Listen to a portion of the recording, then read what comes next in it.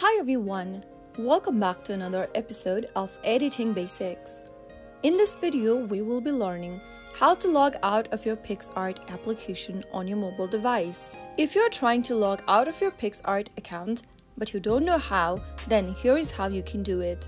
First of all, make sure that you open up the PicsArt application on your mobile device, and from the main home page, click on your profile icon at the bottom right hand corner. This will take you to this page from where you can edit your profile or create your first sticker.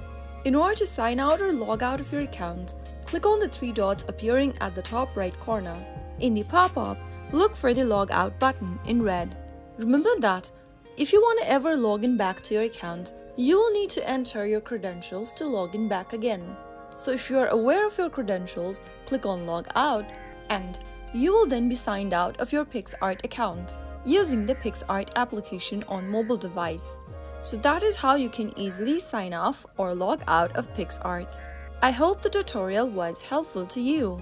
If it was, go ahead and give us a thumbs up. Don't forget to subscribe to our channel by hitting the subscribe button. Press the bell icon so that you'll never miss another upcoming upload from us. I will see you again in the next video. Thank you for watching.